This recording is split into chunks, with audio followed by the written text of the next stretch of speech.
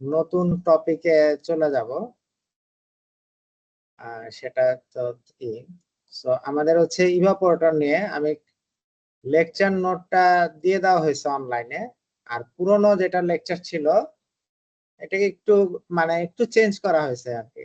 Just একই content, ওই কন্টেন্টটাকে একটু ডিফারেন্টলি সাজানো হয়েছে। পুরোনোটা একটু দেখতে বেশি ডেসক্রিপটিভ হয়ে গেছিল বাড়াইতে বাড়াইতে। সো সেই জন্য এটাকে একটু ছোট করা হয়েছে। এই হলো ব্যাপার।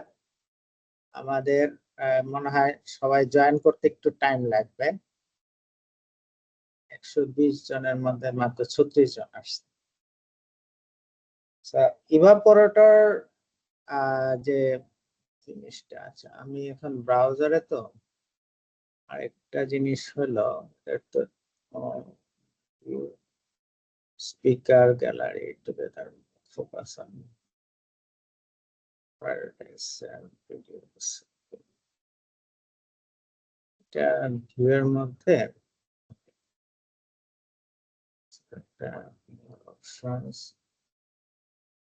আচ্ছা, আমার স্লাইড কি দেখা যাচ্ছে তো না তোমাদের? আশা করি। আচ্ছা, প্রথম কথা হচ্ছে আমাদের যে ইভাপোরেশন জিনিসটা আছে, ইভাপোরেশনটা কি জিনিস কেউ কি একটু মনে করতে পারো?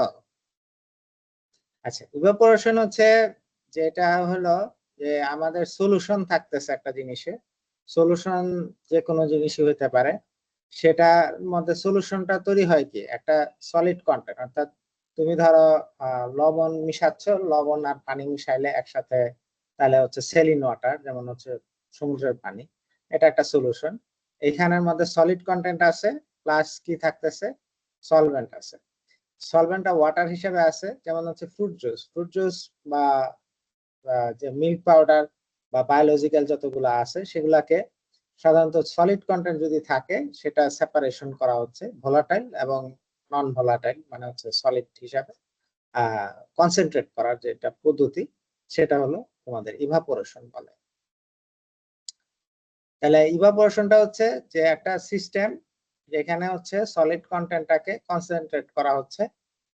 তাহলে যদি কনসেন্ট্রেট করা হয় তার মানে হচ্ছে ভেপার আকারে সলভেন্টটা চলে যাবে। যেমন হচ্ছে সেলিন ওয়াটার মানে সমুদ্রের পানির থেকে চলে যাচ্ছে। আর ফ্রুট জুসের মধ্যে জুসের পানি যেটা আছে সেটা চলে যাচ্ছে। সেই সলভেন্টটাকে কনসেন্ট্রেট করার যে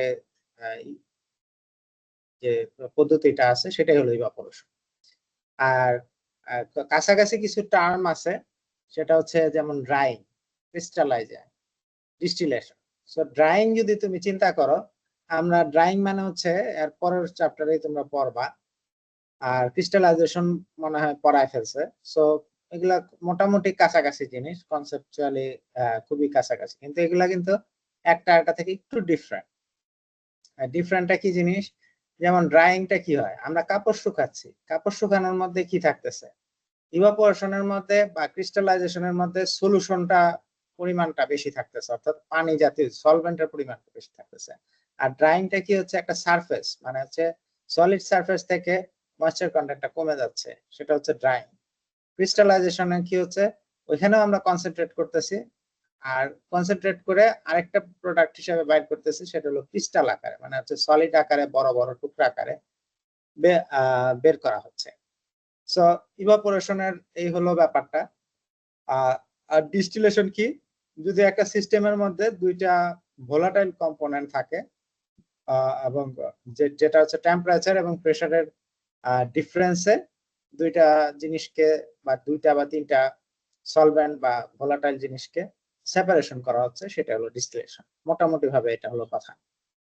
তাহলে আমরা যদি একটা জিনিস বুঝার চেষ্টা করি, আমরা ইভাপোরেটরে একটা জিনিস বুঝলাম যে ইভাপোরেশনের জন্য আমাদের কি করতে হচ্ছে, কনসেন্ট্রেট করতে হলে আমরা যেমন তোমার ফ্রুট জুস বা স্প্রে ড্রায়ার ইউজ করছো সেটা আলাদা কথা, আমাদের লবণ পানি বা পানি ঠান্ডা করতেছি।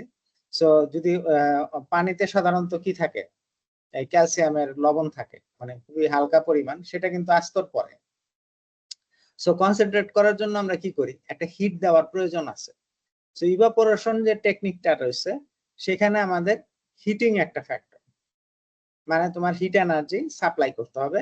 হিট এনার্জি সাপ্লাই করলে তোমার এখানে কি হবে, কনসেন্ট্রেট করতেছে।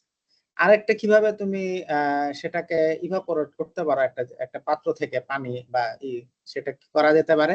আরেকটা হচ্ছে প্রেসার তোমরা যদি চেঞ্জ করো, দেখতে পাবা যে আমাদের যে অ্যাটমসফিয়ার মানে নরমালি বাংলাদেশের নরমাল অবস্থায় 1 অ্যাটমসফিয়ারে চলতেছে, কিন্তু যদি তুমি পর্বতের উপরে উঠো সেখানে কিন্তু প্রেসারটা কম থাকতেছে বাতাসের, সেই কারণে খুব মানে 100 ডিগ্রি সেন্টিগ্রেড হচ্ছে সমুদ্র পৃষ্ঠে যেটা হচ্ছে বয়েল করতেছে পানিটা, সেটা কিন্তু উপরে